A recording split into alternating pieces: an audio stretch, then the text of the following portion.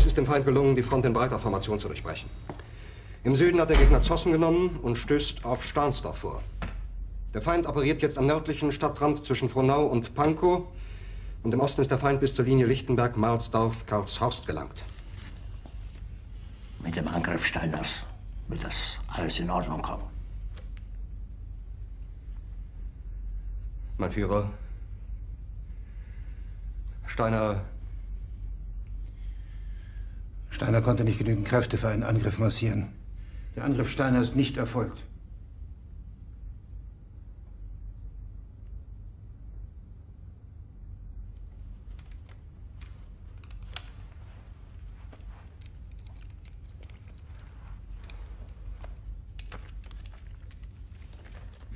Es bleiben im Raum Keitel, Jodl, Krebs und Burgdorf.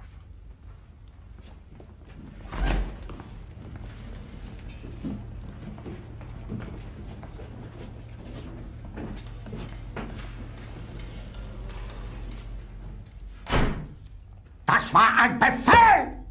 Der Angriff Steiners war ein Befehl! Wer schickt Sie? Dass Sie es wagen, sich meinen Befehl zu widersetzen! So weit ist das also gekommen.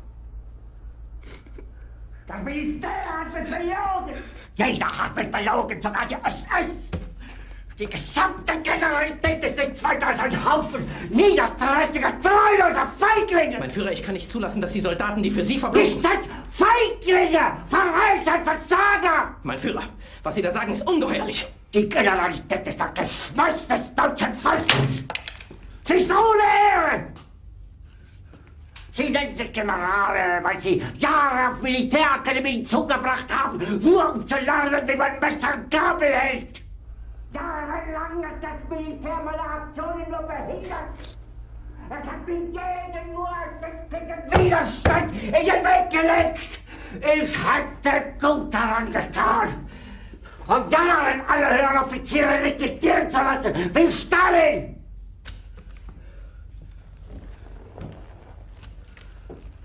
Ich war nie auf einer Akademie. Und doch habe ich allein auf mich gestellt, ganz Europa erobert. Verräter! Von allem Anfang an bin ich so verraten und betrogen worden.